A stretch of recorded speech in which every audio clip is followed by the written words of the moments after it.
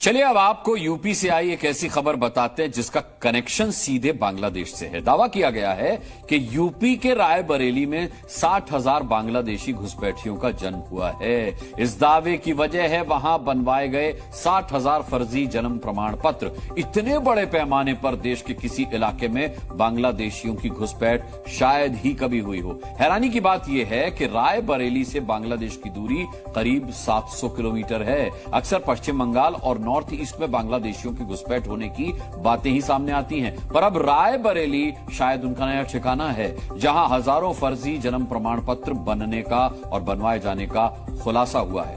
आप सोचिए जरा कि फर्जी जन्म प्रमाण पत्रों का इस्तेमाल करके न जाने कितने और डॉक्यूमेंट बन चुके होंगे अब तक। यह भी मुमकिन है कि आपके शहर में भी ऐसे बांग्लादेशी घुसपैठिए अब नागरिकता के दूसरे प्रमाण पत्र भी बनवा चुके होंगे।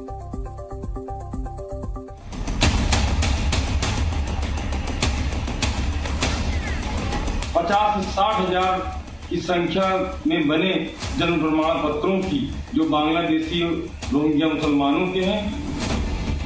1, 2, 500 या 1000 नहीं, बांग्लादेशी घुसपैठियों के करीब 60,000 जन्म प्रमाण पत्र रायबरेली में बनवाए गए। और इस घोटाले का सच तब सामने आया जब हिंदू युवा वाहिनी नाम के एक संगठन ने सीएम योगी से शिकायत की। आरोप है कि रायबरेली में ग्राम विकास अधिकारी और जन सुविधा केंद्र के संचालक की मिलीभगत से करीब 60,000 से ज्यादा रोहिंग्या मुसलमानों के फर्जी जन्म प्रमाण पत्र बनवाए गए। बताया गया कि पिछले कुछ ही महीनों में ऐसे लोगों के जन्म प्रमाण पत्र बनाए गए जिनका इस इलाके से कभी कोई संबंध ही नहीं रहा। 50-60 हजार की संख्या में बने जन्म प्रमाण पत्रों की जो बांग्लादेशी रोहिंग्या मुसलमानों के हैं, उनके सिलसिले में हमने जो है माननीय मुख्यमंत्री जी को एवं अपने हिंदू युवा संगठन प्रदेश प्रभारी जी को जो है ज्ञापन देकर मैंने उनको उचित न्याय करने की और कठोर से कठोर कार्रवाई करने की अपील की है। एटीएस ने पूछताछ के बाद 4 लोगों को गिरफ्तार करके जेल भेज दिया। मामले में जन सुविधा केंद्र के संचालक जीशान ने कई राज उगले। बताया गया कि आरोपी ने 1 साल में ही करोड़ों की संपत्ति खड़ी कर दी। ग्राम विकास अधिकारी विजय यादव से भी पूछताछ की गई।